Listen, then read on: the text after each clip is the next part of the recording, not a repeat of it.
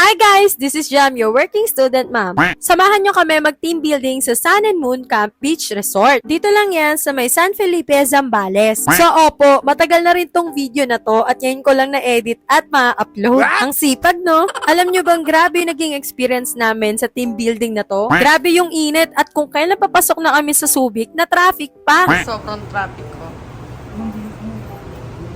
Traffic ba? Let's go. Traffic? Wala naman, wala. Ilay, traffic ba Ilay? Hindi. Hindi naman. Okay, Aker? Hindi halata. Di ba mainit? Sobra. Ayun, nandito na kami sa may Subic kaso bumaba muna kami sa sasakyan dahil sobrang traffic. As in, yung papasok ng Subic. Ang hirap. Sobrang init pa. Tignan niyo yung traffic. Yan. And yung traffic sa dito sa Subic, yung papaakyat ng tulay. Grabe. Ang tagal gumalaw. Papasok na kasi kami sa may sa may tulay. Eh, nagko-collide lahat. Nagsasalubong lahat sa gitna. At dahil sa sobrang traffic, hindi na muna kami bumalik sa loob ng sasakyan. Kaya naglakad na lang muna kami. Pa-vlog na tuloy ako. Vloggeries. Sobrang traffic. Wala may taga-go, oh. Ay, usap na kami doon sa enforcer. Bilisan yung go. Go, go, go.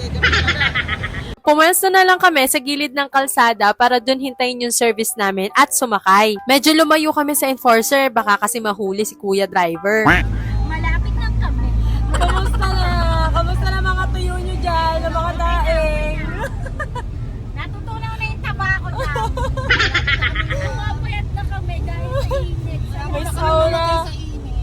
At dahil sa sobrang pagtitiis sa init at sobrang traffic, ay narating na rin namin ang Sun and Moon Camp and Beach Resort. Ito nga pala yung naging rates namin nung bumisita kami sa resort. But you can visit yung FB page nila para sa updated promo. Dahil 1099 yung nakuha namin promo, meron na kaming 6 na aircon kubo plus 2 cottage, bathroom with bidet, malawak na kitchen, free use ng cups and plates, mga cookware, gas stove, at gas. Guys, wala ditong ref, kaya ang tanging magagamit nyo lang ay ang cooler. Meron din silang Jetmatic water tank dito in case na magkaroon ng water interruption. May griller, duyan, at sampayan. Pasok naman tayo sa loob ng kubo. May queen size bed, 2 pillow, blanket, at may aircon. Ang ganda dito, napaka-cozy at aesthetic ng lugar. 2 minutes away from the resort, mararating nyo na yung dagat. Maraming activities ang pwede nyong gawin dito. May dragon boat, ATV, at marami pang iba. Dahil lumalalim na ang gabi, nag-start na kaming mag-prepare at magluto ng mga kakainin namin para sa team building.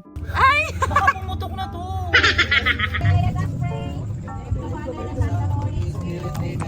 Thank you for this night. Maraming salamat po mga food, sa mga pagluto, at sa pagluluto.